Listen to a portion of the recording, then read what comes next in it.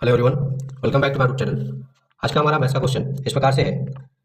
एक आदमी नाव को धारा के अनुकूल 20 किलोमीटर 2 घंटे में तथा धारा के प्रतिकूल 4 किलोमीटर 2 घंटे में चला सकता है। स्थिर जल में नाव चलाने की गति क्या होगी, ये हमको फाइंड करना है, याद करना है। ओके, क्वेश्चन के लिए जो ऑप्शन है वो इस प्रकार से है। ऑप्शन ए 2 किलोमीटर प्रति घंटा, ऑप्शन बी 4 किलोमीटर प्रति घंटा, ऑप्शन सी 6 किलोमीटर प्रति घंटा और ऑप्शन डी 8 किलोमीटर प्रति घंटा। तो चलिए इस प्रकार के क्वेश्चन को कैसे सॉल्व किया जाता है उसको सीखते और समझते हैं। ओके, क्वेश्चन को सॉल्व करने के लिए यहाँ पर हम मानेंगे, क्या मानेंगे उसको मैं लिख देता हूं। माना आदमी की चाल स्थिर जल में 1 किलोमीटर प्रति घंटा है। ओके, तथा धारा की चाल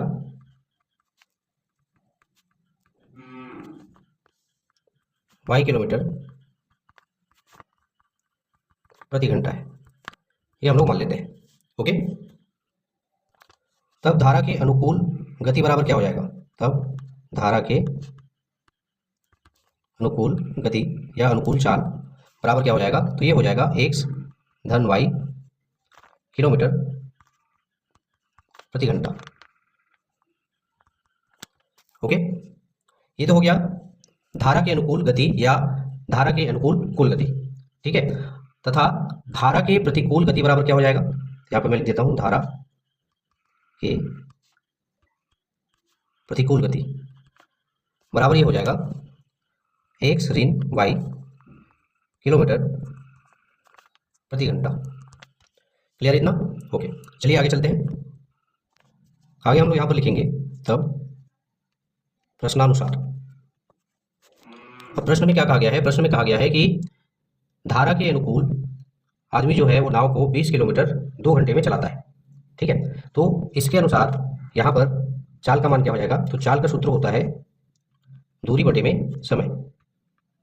ठीक है, तो हम लोग पहले बात कर रहे हैं धारा के अनुकूल दिशा में। ठीक है, तो धारा के अनुकूल दिशा में चाल बराबर क्या हो जाएगा, तो धारा के अनुकूल दिशा में हमने अभी धारा का मान लिखा था या चाल का मान लिखा था x धन y, तो चाल की जगह पे आ जाएगा x धन y बराबर दूरी की यदि बात करें तो कितनी दूरी तय कर रहा है, तो दूरी तय कर रहा है 20 किलोमीटर, इसलिए 20, और समय कितना लग रहा है इसकी बात करें तो समय लग रहा है 2 घंटे। ठीक है, तो ये आ गया। अब आगे जब इसको सॉल्व करेंगे तो 2 से जो 20 है वो 10 बार में डिवाइड हो जाएगा, 2 एकम 2, 2 दाम 20। ठीक है, इस प्रकार x धन y या फिर धारा के अनुकूल नाव का जो चाल है वो कितना आएगा, तो ये आएगा 10 किलोमीटर प्रति घंटा। ठीक है, इसको हम लोग मान लेते हैं समीकरण 1। ठीक है, अब ठीक वैसे ही अब हम लोग बात करेंगे धारा के प्रतिकूल दिशा में चाल, ठीक है, या फिर गति। ओके, तो इसलिए यहां पर भी सेम सूत्र का प्रयोग होगा, चाल बराबर दूरी बटे में समय का। ठीक है, अब चूंकि हम लोग धारा के प्रतिकूल दिशा में कुल गति की बात कर रहे हैं, ठीक है, तो यहाँ पर चाल की जगह पे क्या आ जाएगा, तो ऊपर हमने निकाला था धारा के प्रतिकूल दिशा में जो चाल है वो x ऋण y होगा बराबर यहाँ पर दूरी कितना तय कर रहा है नाव, तो दूरी तय कर रहा है ये 4 किलोमीटर का। ठीक है, वहीं समय कितना लग रहा है इसको, तो इसको लग रहा है 2 घंटे का। ठीक है, अब 2 से फिर 4 को डिवाइड करेंगे तो एकम 2, 2 दूनी 4। इस प्रकार से धारा के प्रतिकूल दिशा में चाल का जो मान आ रहा है वो कितना आ रहा है, वो आ रहा है 2। ठीक है, अब इसको मान लेते हैं हम लोग समीकरण 2। ठीक है, समीकरण 1 में जो x धन y का मान आया वो कितना है, यह है हमारा 10। ठीक है, और समीकरण 2 में x ऋण y का मान कितना आया है इसकी बात करें तो यह आया हुआ है x ऋण y बराबर में 2। ठीक है, ये है किलोमीटर प्रति घंटा, क्योंकि यहाँ पर हम चाल की बात कर रहे हैं। ठीक है, ओके, अब आगे हम क्या करेंगे, ये जो समीकरण 1 है और ये समीकरण 2 है, इन दोनों को हम लोग क्या कर देंगे, जोड़ देंगे। ठीक है, या इनका योग कर देंगे। तो चलिए इनका योग करते हैं। आगे हम लोग यहाँ पर लिखेंगे समीकरण 1 व 2 का योग करने पर।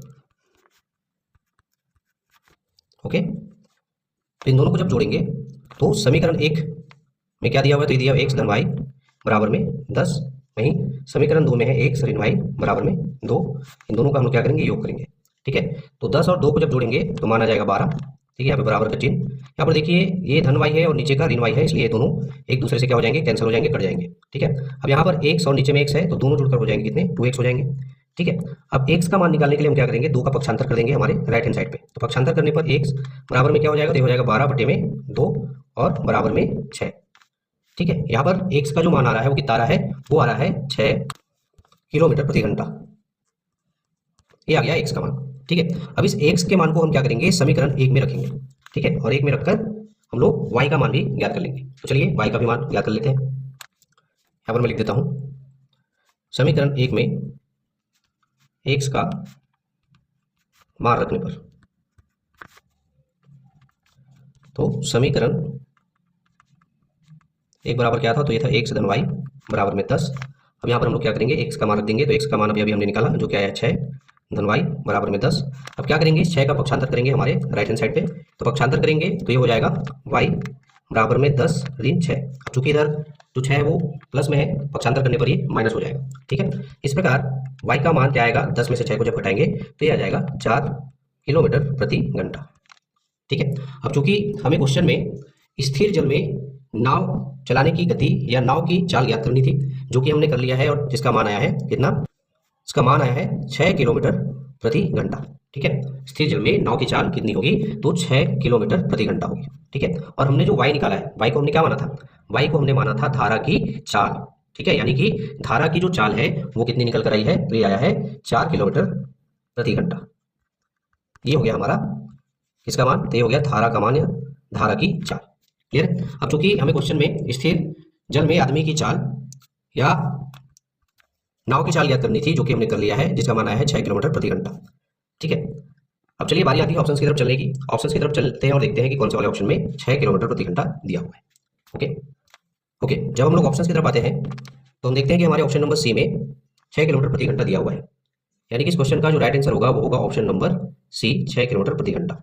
ओके, एक आदमी नाव को धारा के अनुकूल 20 किलोमीटर 2 घंटे में तथा धारा के प्रतिकूल 4 किलोमीटर 2 घंटे में चला सकता है। स्थिर जल में नाव चलाने की गति क्या होगी या नाव की चाल क्या होगी, तो स्थिर जल में नाव की चाल होगी 6 किलोमीटर प्रति घंटा। क्लियर है। ओके, आशा करता हूँ आप लोगों को इस प्रकार का क्वेश्चन कैसे सॉल्व किया जाता है, कैसे बनाया जाता है, वो बहुत अच्छे तरीके से समझ में आया होगा तथा यह वीडियो जो है आप लोगों के लिए यूजफुल और हेल्पफुल दोनों साबित हो।